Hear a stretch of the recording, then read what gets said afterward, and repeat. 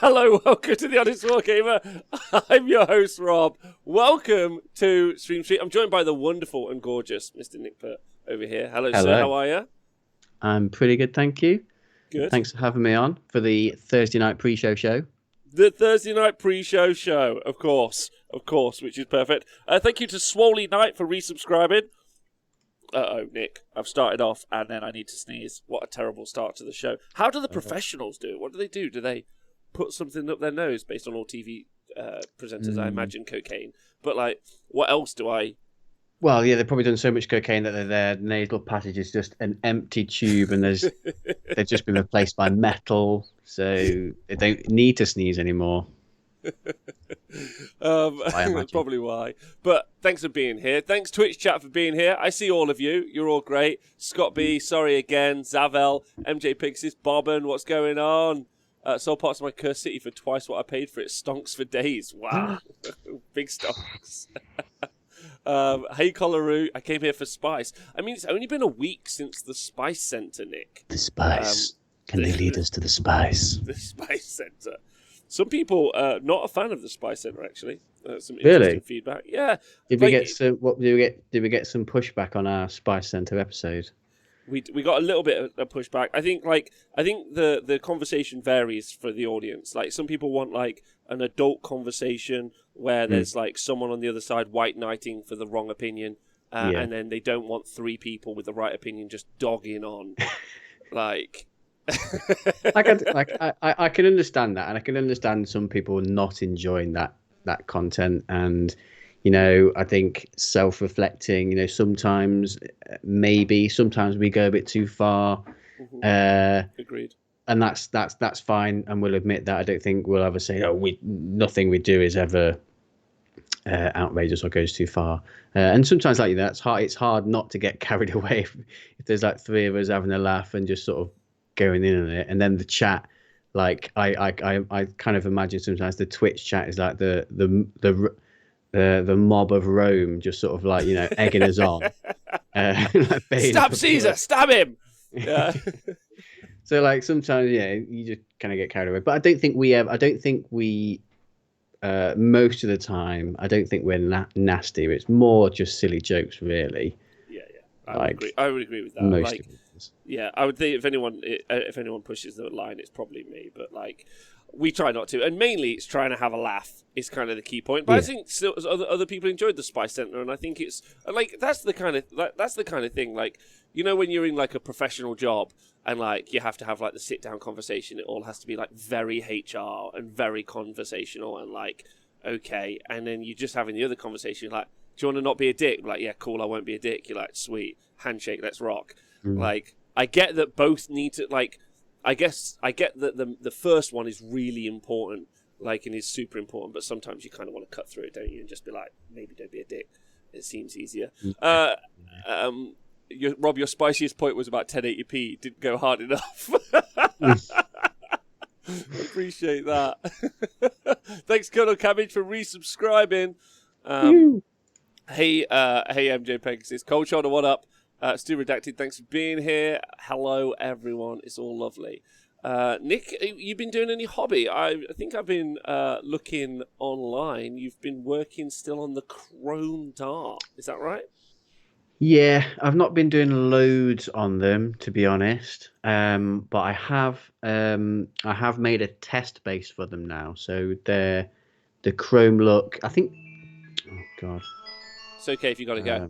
You take that. I'll call them back. Oh.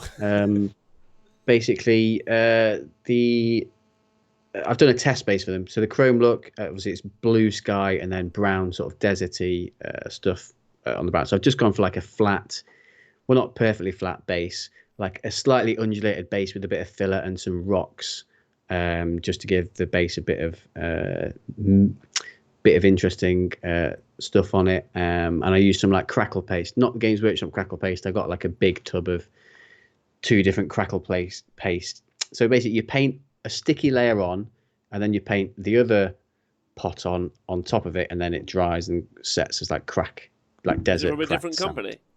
Yeah, I'll just grab it quickly, one sec. Interesting. I'm excited to see how this is. Phones on silent, please. I love that we're all still, oh God, horsing around. Hello, everyone. Are you all well? What's going up, Twitch chat? I'm currently painting up, as you guys have affectionately nicknamed it now, Shrek's house. There's some detail work, some blocking in to do. What's the paint called, Nick? So it is Craquelure from Polyvine. It's just so there's a top coat and a base coat, Craquelure paint. It just goes on like see-through, but then you have to paint the color on. So you could do like red or like blue if you want to do a weird alien landscape, stuff like that. But it was like £16 for those two pots, and I think they'll do a lot more than if I spent £16 on like Games Workshop, the Grelin Earth or whatever it's called. Yeah, I think I'd get like a lot more value out of these. You get like 3 or 4 pots, I think. Yeah, 3 pots I think you probably get for that price, and I don't think they'd cover as much, and you can just paint whatever color you want. So I've done a test base for that. I was pretty pleased. I think once the chrome effect paint model is on that base, it makes the effect make a lot more sense than if it was just on a white base. It really sort of made it work. So I was really pleased with that.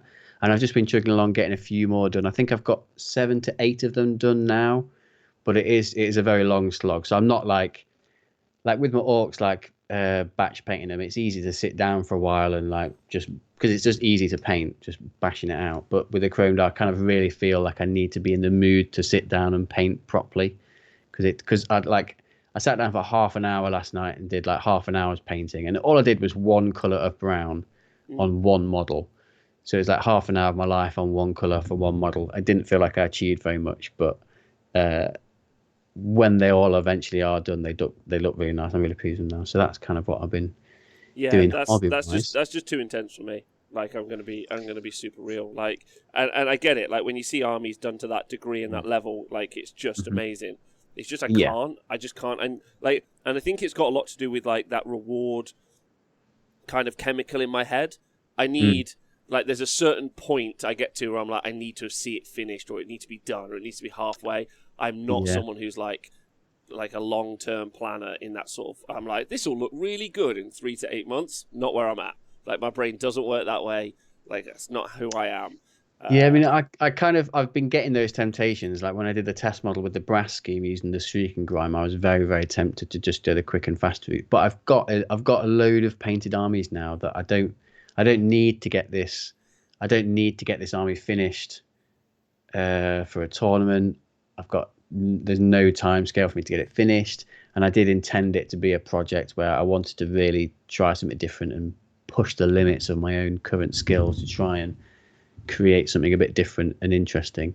So I'm pursuing it, and I'm not going to give up. I think it's going to take me a long fucking time, and it may break me mentally, but I think when I get there, eventually the payoff should be great. Especially as based on how good the Drakari book is, we're expecting the craft world to be like diamond hands to the moon, right? Yeah, just I'm hoping the Eldar code is going to be broke as balls. Yeah, particularly the Wraith stuff, and what I'm encouraged by is that they've kind of, in the newer codex, they have kind of figured out more ways to make more thematic armies, like encourage you to take more thematic armies. Like with the Drakari book, there's a way to write your list where it can have all 3 elements, or you can have the 3 separate elements, the covens, the cults, and the cabals, like separate or all just one. So I'm hoping that they do have a way to build like a wraith only detachment. I don't know what craft world it is. I can't remember what craft world it is that mostly have wraiths. But yeah, it would be really sweet if they had and kind of like the Dark Angels one as well, how they had the Deathwing one, where if you had just only Deathwing in a Vanguard detachment, they all got OBSEC, and you could build your army that way. So I'm hoping they have something similar for wraiths. That would be pretty cool. So you want it's Iandan. Thank you very much, everyone. You want not only wraiths to be brilliant separately, but when also taken on their own, also OBSEC and brilliant at the same time. OBSEC and probably transhuman and like an Ilbim 4-up save, invuln save, auto hits, auto wounds, mortal wounds in addition. So I'm not. Don't think I'm asking for. Don't think I'm I don't think you're asking a for lot. too much. That seems really reasonable, actually. Yeah. Thinking it through, based on this. I mean, it's kind of the hot topic this week, right? We've already had Falcon on the show talking about it. We're going to talk about it on the show tonight. That kind of like power level of the Drukhari. You can't really escape that conversation at the minute. It seems to be all kind of match play 40k is discussing. And what not only is match play 40k discussing it, they're also discussing it and then discussing how it's not important at the same time somehow. They're like, it is important, it's not important. There's a Goonhammer article. There's rage against the Goonhammer article. There's people supporting the Goonhammer article. There's people who don't think it's gone far enough. The smorgasbord of opinions is out there, which is fun. Have you got any takes or feels on any of it? On the Dark Eldar?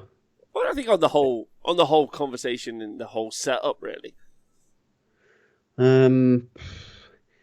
I've not really paid loads of attention to. I mean, I'm going to read the Goonhammer article this afternoon in more detail before the show. I've kind of skimmed the first half of it yesterday when it came out, but I've not seen any backlash on it. But apart from someone put something in the WhatsApp group about them getting, or on Twitter about them getting some shit for it. People like saying, you just need to adapt to it. And I thought it was interesting what Peter said the other day about his opinion was that the top players usually adapt to the new filth pretty quickly, and that hasn't happened. So therefore, it's not just an anomaly that they're doing so well early on, which I think that was quite interesting. And they just seem to be. Luckily, no one in my group plays well. Stu, my friend Stu's got Jukai, but he doesn't take 40k too seriously. It's more just like a fun game. And off air, you said he was terrible generally at 40k. Oh yeah, just at all games. At all games. Never ever beat me at bolt action in particular. What about Mordheim? Is he any good at that? Can you be good at Mordheim? I think there is skill in Mordheim, but there is a larger element of luck. If the person who rolls the most sixes will win. Okay, perfect. So it's just pure luck. Okay, that's great. I really like that. There's a question just coming in the chat, which I'm just going to answer quick, from Collaroo. He says, I finally bought a mat and table for my house. Could you give me a rough idea of how much terrain I need in case we haven't talked about terrain enough? Yeah, very quickly. So if I was going to put a 40k board together now, which is just a competent 40k board, I would create 12 pieces of terrain for 40k. 8 of them would be either L's, which would be like L shapes so that they could be obscuring and also breachable, or I would make 8 box shapes, like so they could be buildings, or they could be like a tower, or like a Necron fort or something, and those would be impassable, or whatever the version is, like non-breachable, and then also would be obscuring. And then you want them to be like 8 to 9 inches high, if possible, in that kind of conversation. So those are the 8 of the 12 pieces. And then what's cool is you can really change the shape of your board up by just making your 4 other pieces swing pieces. So those could be forests, which would make 4 pieces on the board, which are like -1 to hit, and they're also, if you shoot through them, and also they reduce your movement. So that's really good. So like having the forest is a thing. You can take the forest out and you can put some crates on, and then those crates will provide like light cover and also some more line of sight blocking. So if you wanted to kind of go for a more kind of dense board in that way, or you could put a grate on, which is like a circular, or square piece, whatever, crater basically. And again, that will add a different effect. So the kind of 8 L's / boxes will really give you the bulk of what I think a board should look like. And then the 4 other pieces mean you can kind of like style it up. I wouldn't go for like 4 of the L's or boxes and then 4 forests and then 4 like craters. Like that would be too open, I think. Or yeah, eight line of sight blocking pieces at least, I think, is a good start. Yeah. So that's kind of where I'm at. And that's on for the 44x60. For Age of Sigmar, so I've been in the studio.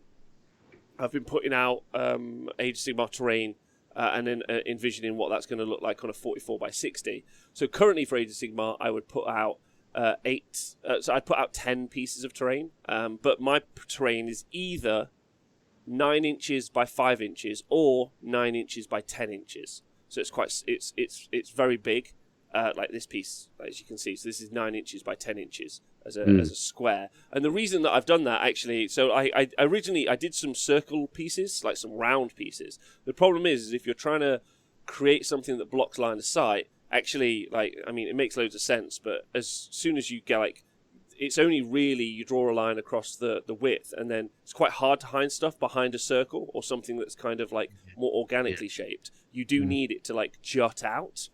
I was thinking of creating like a I don't know if you can kind of picture it, like a weird like double U. Like I'm not really sure what it would look like. So you'd have like 2 straight edges, and then the other 2 would like kind of come in. So you kind of had like an organic kind of like a really rounded H. If you know what I mean, like the middle of the H was like really thick. I don't know if I'm trying to describe it well, but anyway, because then that would give you at least 2 edges that would make sense. But circles are quite poor for blocking stuff, and so I've gone for squares. And yeah, you'll see when you get on that. But so 44 by 60 though, I've gone for 8 pieces, and four of those are 9 inches by 10 inches. And then 4 of those are 9 inches by 5 inches. And then, like, made them 3 inches. You can't have them within 3 inches of the board edge. Can't have them within 6 inches of objective. Can't have them within 6 inches of each other. It's pretty big. It's pretty chunky. We're in the process of developing some maps right now, like some graphics for some maps. I don't think they're going to be ready for tomorrow, which was kind of the plan. So they'll more be ready for next week. But I'll show you guys. And they're going to obviously go out in the event packs for the events that we're hosting and stuff as well. So you guys will see that later. But yeah, but never, and this is really important, not once Wildwoods from Games Workshop. Not one time. No. Nope. That brings back bad memories now, mate. My brain had kind of deleted them from my memory banks, and partially repressed the memories as well, because pre-pandemic, well, actually probably 6 months pre-pandemic, because I think 6 months before the pandemic, I'd kind of stopped going to Wargamer World on Wednesdays, and we were going to Gozzy's house to play more time instead. But that was like, I'd say 50% of the terrain that they had out on the tables was Wildwoods, either with the leaves stuck on or no leaves, but the trees were always glued down, and they were always the worst terrain piece to have on your table, because you'd either lean down and look at something and almost stab your eye out. You'd catch it with your tape measure or your hand, and you'd fling models all over the place. So I don't think Games Workshop make them anymore. They've kind of replaced them with the new Wildwoods, which but they still have a billion of them. Actually, I thought about this yesterday, because this is what I do apparently. It's actually no wonder that they gave them out to events all across the world, and also sold so many of them, because they're the cheapest to produce. If you think about it, it's one flat piece of plastic with 3 hollowed out pieces of tall plastic. Like, it's much cheaper. Like, even if you think about something like one of the 40k ruins that they sell, like when you do it as an L shape with floors, it's still very volume free. Like, they're not using tons and tons of plastic, especially because obviously they put windows in it as well, so it's even less plastic, because really that's kind of the cost benefit to them. But even that's still more than the Wildwoods. The Wildwoods is probably the cheapest actual amount of plastic that they could use to produce terrain. So probably why you saw it so much, because it was just very cost effective. Which is very funny for a company that makes so much money that they've not once tried to make nice looking boards for their own building. Don't know what to say about that, but that's fine. I would say there was a slight improvement in the last couple of years. Like, they did start to put a few more bigger line of sight blocking buildings in. They did sort of make some improvements, but they're still not that functional for gameplay, because they'd quite, like, I had a few tournament games at Warhammer World where they had the big blocky buildings, and they'd have like a partial exploded side of the building where there was a slightly exposed bottom floor. And in that kind of event, everyone's wanting to use as many advantages as possible. So you'd get people trying to cram their models on the bottom floor of this ruin, trying to poke their models inside the buildings and stuff like that. It's just fiddly as hell. that's why I think L shapes, although they can be a little bit boring to see them everywhere all the time, but maybe they're everywhere all the time because they are very functional. Because like an L, you can very easily just put your models in and take them out. Not like a almost enclosed buildings you've got to poke your hand in or take the roof off to put your models in the bottom floor, etc. I just think we should encourage some more just like whole buildings that are just like enclosed, and then people Yeah. are like, people are going to say, people will say things like, obviously that massively affects like That infantry, affect but like, infantry, yeah. I'm like, I don't give a fuck. Yeah, It's not my fault the game's that way.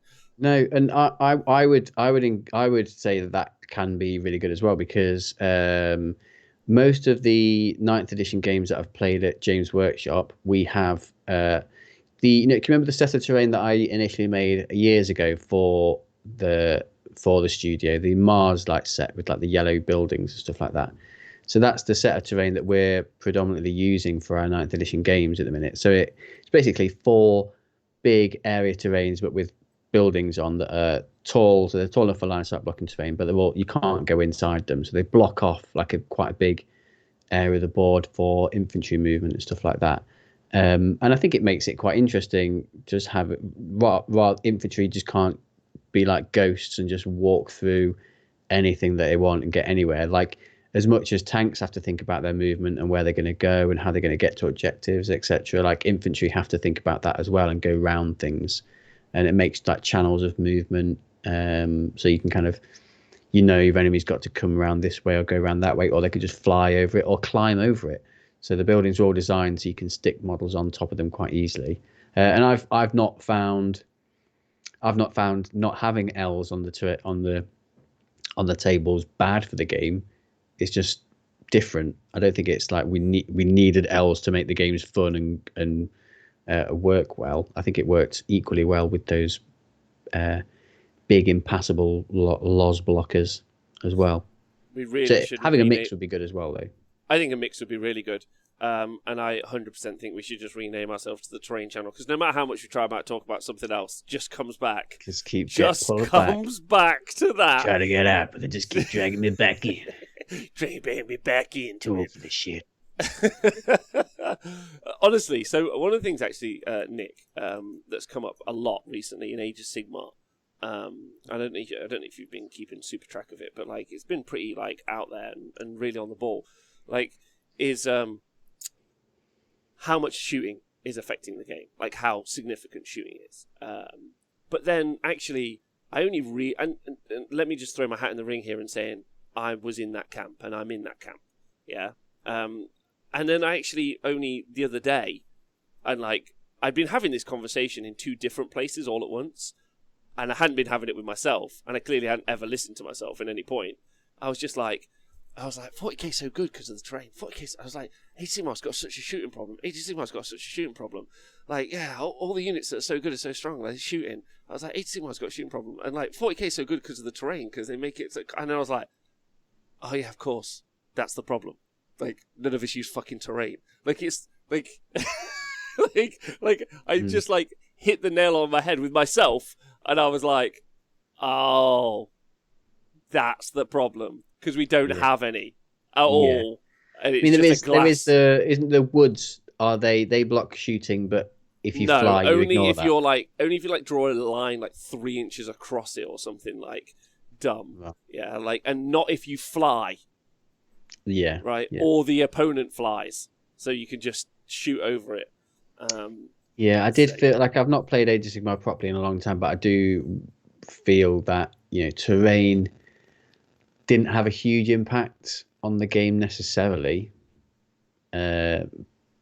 But maybe that was just because I was playing at Warhammer World lots and I just got frustrated with all the wildwoods being on the table. But, yeah. Whenever you go play casually at Warhammer World, by the way, you just pick your table, then you move all the wildwoods to a different table. And you put a bit of terrain. Yeah, whenever you went there was always 2 or 3 tables just stacked, absolutely stacked high, with just all the abandoned wildwoods that no one wants to play. Or then there's that poor table, those guys that turned up late and the only terrain that they have is wildwoods.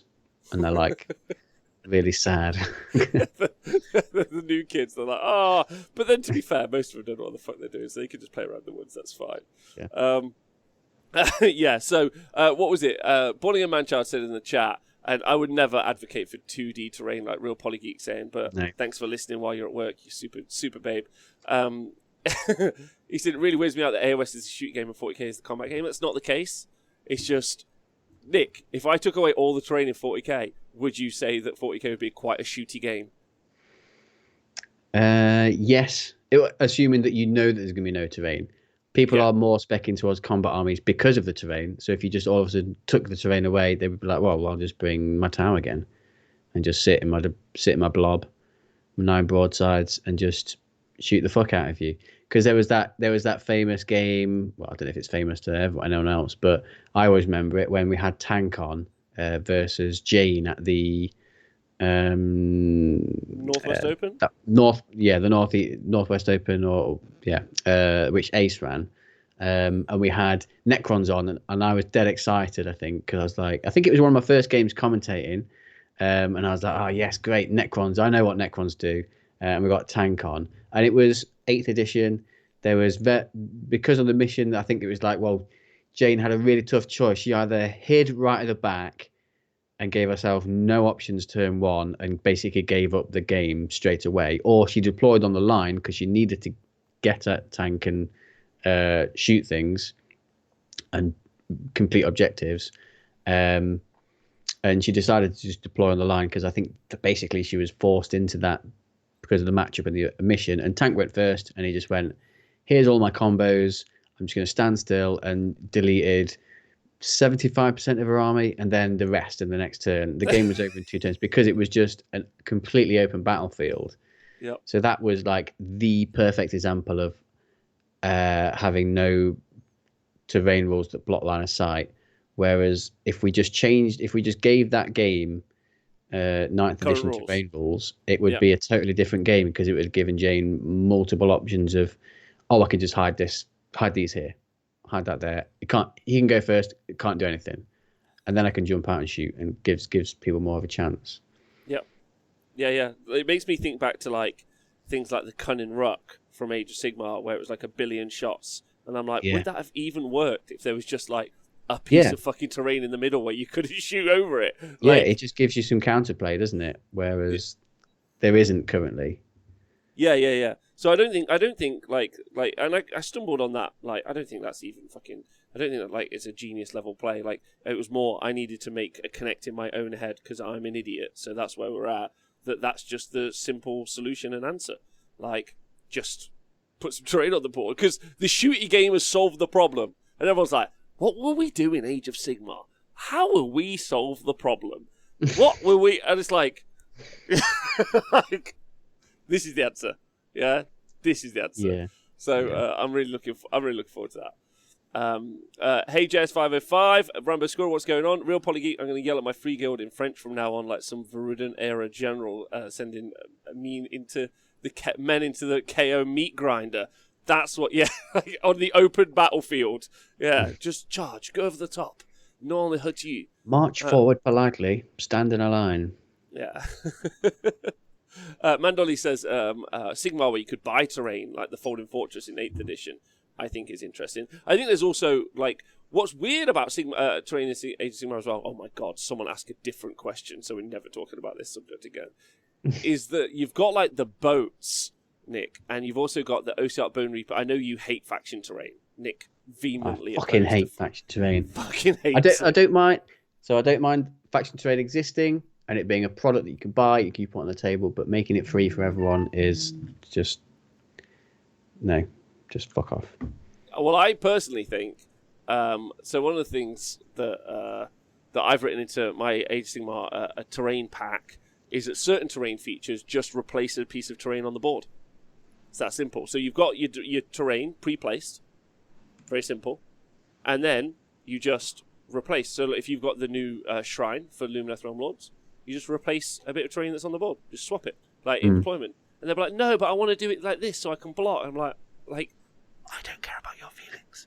But I want to gain a really unfair advantage of my opponent with my massive piece of terrain. Come on. Fuck off. It's really easy. Idoneth boats, just replace 2 pieces of terrain. But I want to surround this objective with 4 bits of boats, and my opponent can never get it, and I can just fly over with my eels and just like fuck him over. No. Once use all my skill to do that. It's just really easy when you have that conversation. So I just think, how far do you guys typically have to travel to get to your gaming venue, says Kilpenick? I have to go 1 minute 45 seconds from my house to my gaming venue.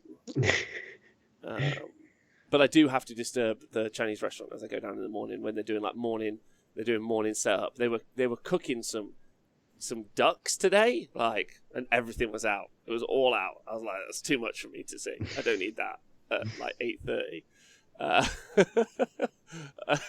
Malk travels 20 minutes on a bike. Oh, it was a generic. Nick, how far do you travel? Is this going to be your local gaming venue, or is that yours, James Workshop? Well, my local gaming venues are either usually James Workshop or Gozzies or the TSN Arena now. Previously Warhammer World, I'll still possibly go there for the occasional event, but it won't be a frequent haunt for gaming nights anymore. So I would say 15 to 20 minutes, probably. Okay. 15 to 20 minutes. That's not bad. That's not bad. What's the farthest you travel for a one-dayer? That's the question, because we've obviously put a bunch of one-day events out. I went to one that Ace ran. I actually went with, drove my friend Paul and Toby. Remember, is it Toby? Yeah. Custodes Toby. We all drove down to one of Ace's events. I can't remember where that was. That was maybe 2 hours-ish, I would say. And that was a cheeky one there. Did you drive back the same day or stay over? Yeah, we just drove back that evening. Yeah. Because I think a one day is the perfect setup for a crack it, because I feel like you drive up in the morning, it's a good stay over, and obviously I'm running one dayers, but I'm not this isn't meant to be this is the whole conversation, negatives and positives. You drive up or you travel wherever to your one day event, just take the bus to your local event, whatever, and support your local gaming stores and go to their one day sort of thing. I'm not talking about ours, right? Because they're sold out. You go there and then you play for the day, and then what I wouldn't want to do, I don't think, is travel back. What I'd want to do is go out for food and some drinks with everyone, go out in the evening, crash in a hotel that night, and then just have a lazy Sunday.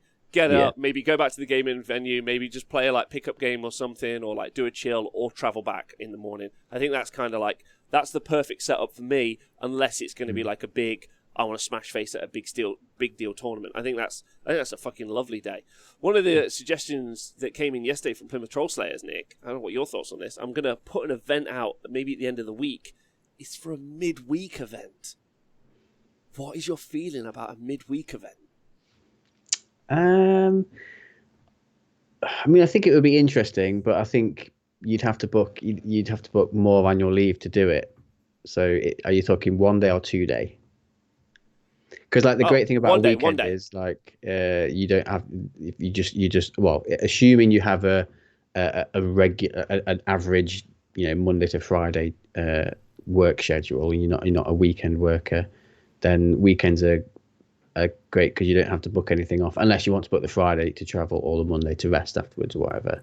But a midweek tournament would be more challenging, I think, for booking annual leave and stuff like that. But I think it'd be interesting because it might be less busy, I guess, and you get the weekend to chill afterwards and stuff. I don't know. I don't know, though. I reckon that there's a bunch of people that just want to play on a Wednesday. Because, service staff, if you work in hospitality at all, anyway, and it's hard for you to get weekends off. Yeah, you don't get weekend. You just don't. I don't know. I think, and there's a lot of people. I wouldn't obviously. I think a lot of the Warhammer people generally have kind of a Monday to Friday sort of job profile. But as me as an event worker, previous to doing all this for work, when I would do events and I would do lots of stuff at the weekends, it would just be the worst. And also getting up at 7:30 in the morning, nightmare, because I would finish at 4 at night. So I was it was a whole new world for me. You got to be an adult now and come into the adult world. I was no, this is the worst. I want to get up midday on a Wednesday and play Warhammer all day. That's what I want to do. Yeah. Topher says, definitely a market for midweek events. Just struggle to see it more than 30 round events at most. 30 people. Yeah, I see. I don't think you make... I said this to Owen yesterday. The weekends are the best for huge events because that's when most people are free. But small events, I think you could do one of those, definitely. A midweek... We need a good name for it, though, Nick. Midweek Mayhem? That sounds... Midweek Madness? No. Midweek Madness, I think, would be quite cool. Midweek Madness. I think it'd be interesting. Seen some great concerts there. Wednesday Warriors. The Wednesday Warriors. Yeah, I'm into that. The midweek middies, Warmonger Wednesday, midweek Magnus for the 40k one. Thanks, Coloru. Mandolly's Nottingham will be great for one day as with Warhammer World nearby. You get the international fans coming out to visit Warhammer World, then attend a one day while they're over there. You only take a day and you can tick off do a tournament overseas on the good old bucket list. Just a tick, tick, tick. Anyway, I thought that was interesting. One of the other things, Nick, see if this takes your fancy, because obviously I think we won't announce it yet, but you may be running an event at some point, which is cool. Yes, the League of Knights. I think it'd be technically League of Knights 5. So around 3 physical events and then an online event. So this will be the 5th League of Knights event. Okay, so that will be coming to the TSN Arena. # soon. July, I think. Yeah, July 12th. Yeah. But that kind of that set me up actually, Nick, because I was like, oh, what do I do on the Sunday? What event do I do on the Sunday? Should I just hang out? Should I take the day off? I was like, nah. So I'll tell everyone in the chat now. I've literally made the event. In fact, actually, why don't you try and guess what it is, Nick, while I quickly make it live? Well, so I hope it is, I hope it's a League of Knights inspired Monster Mash tournament where you only bring big monsters. Oh, that would be alternating activations. I'm not writing that much of a pack. That's too much for me to do. You made something that sounds really great. Another question in the chat. When are the Mordheim events happening? That's the real question, Nick.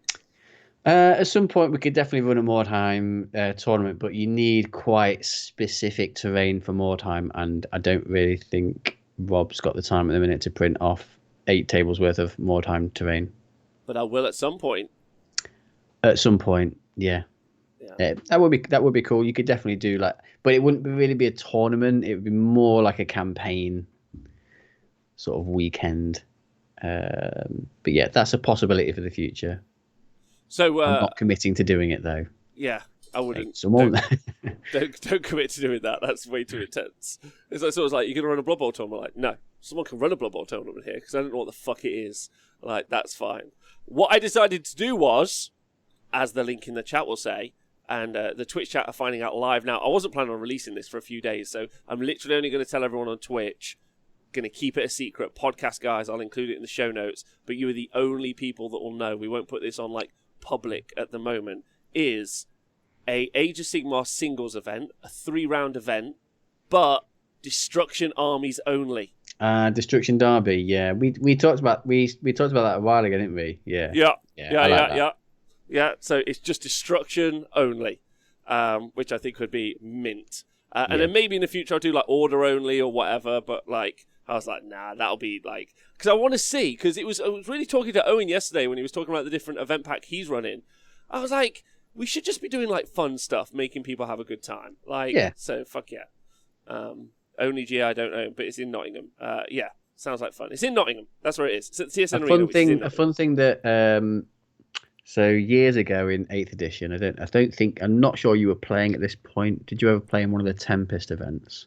I know I heard about them though, but you can tell everyone about it. So they were generally they tried to do something different. So it was a heavily comped tournament, basically, loads of comp, but it wasn't comp to try and make it more balanced necessarily. It was more comped to try and encourage people to take off meta things. And some of the stuff that they did, sometimes one event that I went to, it was really fun. Basically, everyone who went got a free giant. So you took your 2,000 point list, but everybody had a giant. And what that meant was that everyone could it didn't obviously have to be an official giant model. Some people bought some really shit giants, like an Action Man or something. So it didn't look very nice at that point. It was more ETC level conversions, but that was just a fun element to that.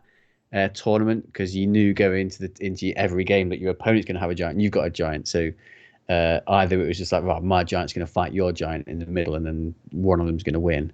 So that'd be kind of cool for the destruction one. Either you just have it straight destruction, 2,000 points, or you could be like, well, you have to include at least one allied giant in your list, or everyone gets a free giant. I think that'd be quite interesting. Yeah, I think that sounds like I just want to just do stuff that's fun. And thanks everyone for pointing out that I've put 200 points, not 2,000 point armies. Just 16 people with 30 with a rounds. unit of gits. 30 rounds of 200 point games. Imagine how fast you do a 500 point game. You're like, what's in your list? I got this character of this unit. You're like, fucking, let's go. Let's see what. Does it work? Does it work with 5? Nah, you can't play with 500 points. I wonder if there's like scope for a beginners tournament of 500 points, so they do get more reps in. Yeah, that'd be quite interesting. Yeah, and I think you could at that point you could potentially. Oh, sorry, I'll take this one. I'll be back in a second. Bye, Nick. Hello. Right, it's just you and me now, chat. So ask me any questions you want. A question in the chat earlier was about from Kelbar. Do you think that 40k 9th and AOS 3 will have a 3-year cycle? Yeah, it looks like that's their setup. So 3-year cycles. We don't know, but I would assume. I would buy things and plan based on 3-year cycles. I'm actually going to go into a Crusade event, a bunch of 50 power level games. Wow, Colorado, that sounds fun.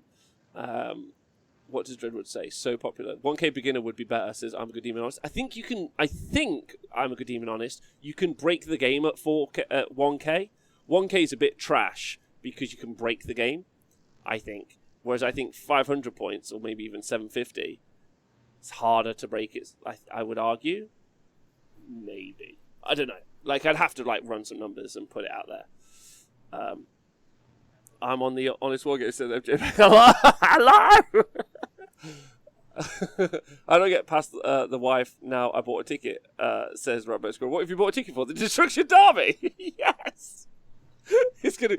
So my plan is, I haven't told Nathan yet, but my plan is to get Nathan be the TO or the judge, or maybe be the commentator. I can't decide yet. But I'm going to try and hit him up. So basically, most of the ticket money is going to be spent to book Nathan, because Nathan's working super hard at the minute. He's flat out at work. So we'll just use the ticket money to book Nathan in for the day, and then just run the Destruction Derby, and it'll be great fun. And then you'll just win the Nathan Prescott Gobblepalooza award or something. It's just going to be mint. It's going to be fucking mint. I still think in AOS 3 this summer. Yes, says yes, Topher. I still think in AOS 3 this summer, unless, of course, I imagine that's what the announcement for Age of Sigmar will be next week. Of course, obviously, unless we get, unless their problems in the warehouse have caused so much of an issue that we're not going to see anything. AOS 3 better have Nurgle up front, literally bursting for more Nurgle models. Nurgle's great. This is 9-inch tall and 10-inch wide. Can I call this obscuring right? Dark Fantastic Mills. Oh, Dark Fantastic Mills, yeah, 100%. What is it? What am I looking at? Yeah, you could do that. You could just say that's obscuring. The thing is, with the obscuring keyword, a lot of it's well, I can see through it. You just say it's obscuring. You can't see through it. It's really easy. What's nice is if you base the obscuring piece of terrain, so then everyone knows when you're drawing a line across it. That's important. A good tool that I would encourage lots of people to get, which has really been useful. It really used to be useful in 8th edition, because you'd have charge angles and stuff like that for your units and whatever, a 45 degree angle from the corner of your units. They kind of fell off, I think, in Age of Sigmar because it wasn't needed, and 8th edition didn't need it. But it's a laser pointer, but it produces a line on the table.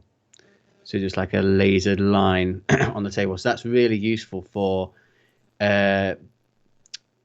determining line of sight. And like you say, Rob, if your terrain piece has got a base, it makes it really, really clear-cut defined where that terrain is. So you can just sort of position the line on the edge of my base, scooting past the edge of the terrain, and can I clip your unit to see? And it's very, very clear-cut. Yeah, it's super easy. That really helps. Real Polygeek says, cover versus concealment is key to not getting shot in real life. Why not in the game? cover versus concealment. What would be the concealment? Would be you can't be seen, and cover is like you got your head down. Yeah. Yeah. You can see me, but I'm behind a barrel. You can see my cap above this barrel. Yeah. Breachable though because of holes. The winner gets a trophy that's a garden gnome that looks a bit like Nathan. So yeah, I announced the Destruction Derby, Nick. So that's going to be the Nathan Palooza. I'm in. That's a good name. That's a great name.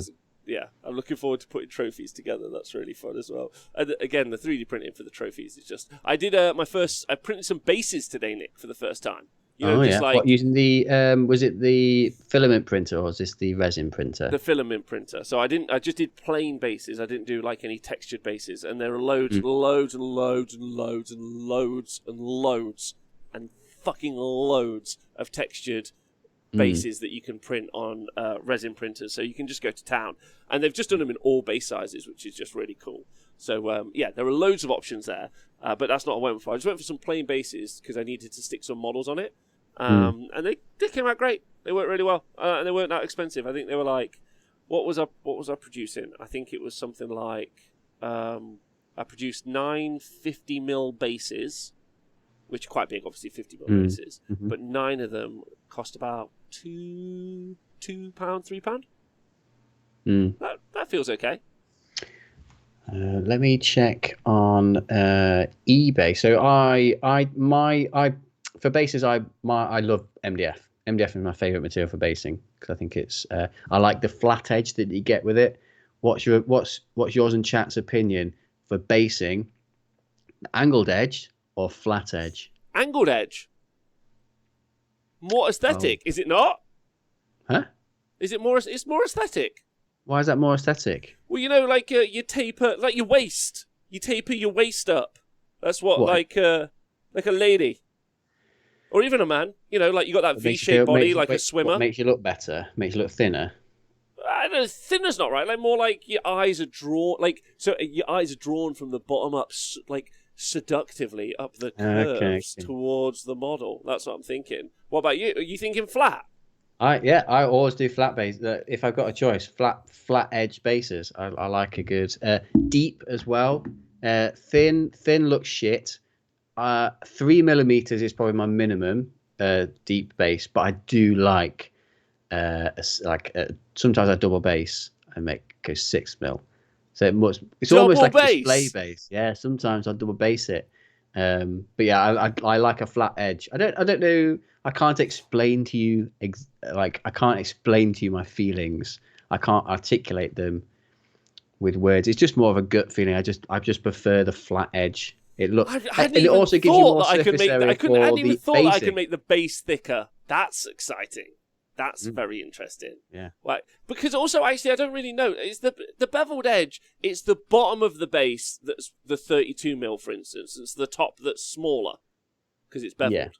Yeah. So I guess you get more retail. You get more surface area for your basing. For tufts, baby, on these flat edge bases, you can fit way more tufts than your beveled bases. We haven't got money for that. I think that basically wins the argument right there. I think it does win the argument. Do you swap all your Games Workshop bases over to vertical, Nick? Says Stu. Yes, I don't use Games Workshop bases. Do you sell the bases on? Because they must be worth stonks. I just keep them for so I use them for painting temporary bases. Right, I get what you mean. So do you? Because my system is build the model, super glue it to a base, but like a very very thin light amount of super glue, and then I spray and paint it on the base, and then I snap it off, and then I've done the bases separate, and then I stick them together, and that's my process. Yeah. Is that the same? Yeah, same. Yeah. Army painters for days. This is how we do it. No fucking about. That means more work. I'm out. Says it's way more work to do your base on the model. Absolutely, you got to be careful putting the sand or painting around it, where you can just like go to town on your model, do whatever. That's way too intense for me. Yeah, same process. I never thought about making it like double thick though. I guess that's the advantage of it being straight. Honestly, it looks a nice thick base. Looks so nice. Wow. Rob Kelly says I use MDF ones I'm using from Green Stuff World rollers on. Because I do them in baking clay and can throw the base in the oven ready-made. That's really cool. Yeah, that's pretty good. Yeah. So Longer says I just get the husband to do my bases. There you go. That's easy. you should do that. I did a tweet yesterday, Nick. Someone sent me a link. Oh, fuck. I'll tell you what the link was for, but I don't want to hear about it in the chat. Someone sent me a link for the 10 best ways to improve your photography of horses. Don't say a fucking word. Don't say a fucking word, right? So I'm just gonna put my blinkers on and just not look at that. Right. But it made me think, not a word, Twitch chat, right? I see you. I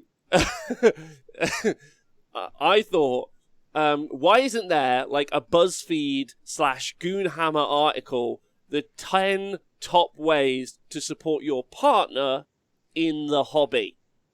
And obviously, like, my number one was make them read the pack, and they won't read the pack, and then, of course, read the pack to them.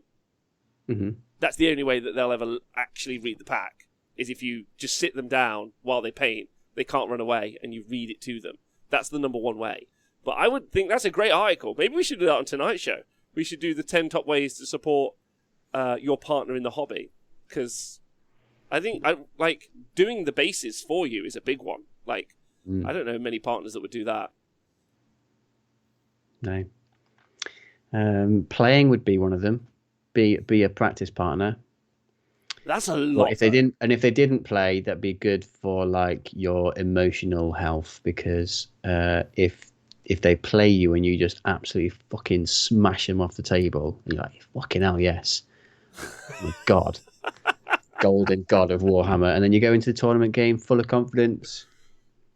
Full of confidence, like, I'm so good at this. I think playing the game is a lot. One thing I've asked Amy to do for me, if I'm going off to a tournament in the morning, is you know how, like in medieval times, damsels might wave off the knights with a little white cloth or something like that. I've got Amy to do that to me before, as I'm leaving for an event. She just leans out the window, waves a little white thing.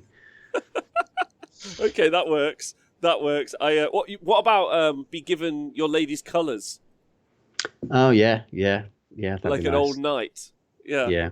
That works.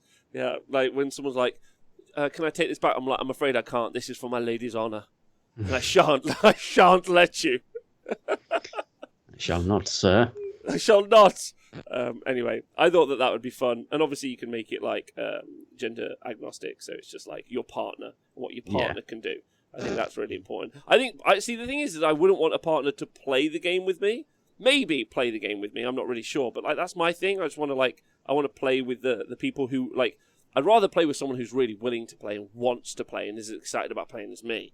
But like, there's so much stuff that we have to do before we can play. Like bases are a good example. Get the bases on. I feel like that is like partner territory, or at least reading. Like, imagine you're hanging out with your partner, you do the painting while they read the rules to you.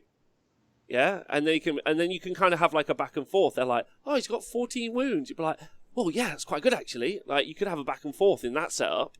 I think that would be quite nice. Anyway, I'm just describing my dream life when no one will ever do this for me. But I thought it would make a great article, which no one ever was. My partner used to do the priming for me, says intern Matt. Wow. Okay.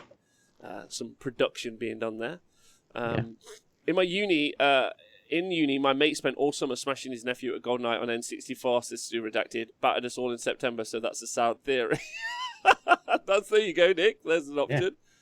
Cold Shoulder 69 says, "Yeah, my husband just wants to watch me do hobby. He doesn't want in on the hobby or game or hobby at all." Okay, that's fair. I never lost a game of Connect 4 to my niece. She hasn't earned it yet.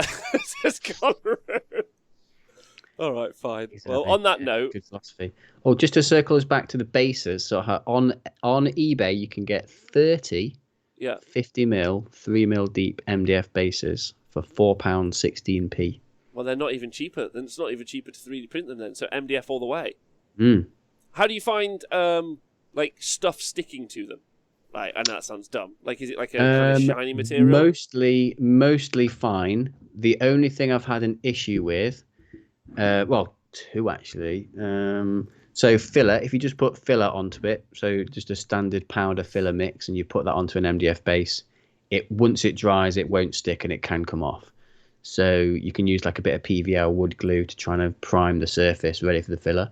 And also I've used with my orcs the textured spray. You can get like a texture spray from B&Q. So when I did my orcs, I needed to do like over 200 bases at once, and I didn't want to do it sanding and blah blah blah blah blah. So I just sprayed texture paint, and it works fine. But sometimes it will come off the MDF base. So if you want to be super sure, just use some PVA or wood glue to either prime the surface, or if you're just putting sand on, mixing PVA with sand and putting on the MDF base would be fine.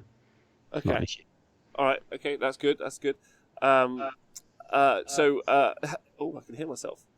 Stu Redacted asked if you needed to up them up a bit, which is good. And Arepa wants to point out that AOS Coach interviewed Partners at War, who are two people who play Warhammer together again. Again, not looking for a partner in war. I've got many. I don't want, and also not to be fucking rude, like I don't want to not respect my partner in that way. Like, because if they aren't bringing their A game, if they're like I'm having a laugh. I'm like, this isn't funny. Like, fucking get your head in the game. Deadly serious toy soldiers. You get your head in the game. I'm not half-assing this. Yeah, you play or you don't play. I don't want no fucking around. Yeah, right. Like so. What I'm really saying is I want someone to just do all my basing for me. You want a squire. You want a hobby squire. Yeah, that's what I want. Prepare my horse for battle. Yeah, exactly. Can't spell wife without whack. That's good. That's a good point. JS505 says, I'm too scared to play with my wife during Catan. She does some aggressive eye contact and subtle threats of violence. Wow, okay. So are we a ride or die channel now, says Born Again Man Child. We know it. We've always been a ride or die channel. Nick, I said this to you and Tom the other day, didn't I, before the Spice Centre? Yeah. They were like, how spicy are we going? And I was like, you two are my ride or dies. I'm in it until the end. Like, whatever we need. Right, anyway, Nick, thanks for being on the show. That's all right. I'll see you and everyone else later. Yeah, it's going to be super fun.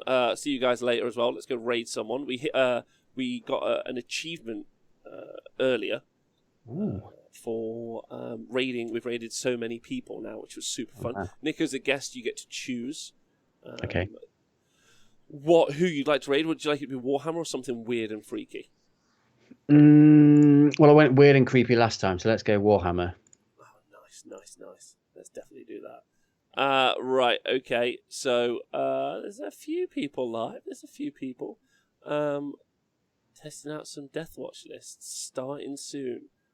There's a very great front cover of this. I'm going for this one, Nick, because he's got a very cool landing page, which will be good. Loads of love for everyone tuning in. Thanks very much.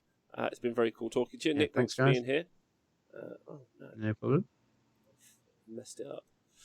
Oh God. 1 second. Sorry. There we go. Yeah, thanks everyone for tuning in. Thanks for watching back on YouTube, obviously, and thanks for listening to the podcast. Hope you're all well. Yeah, love you all loads, and talk to you tonight. Tonight, join us for the 40k show. It's going to be whoop whoop whoop whoop. It'll be fun. See you guys soon. Bye.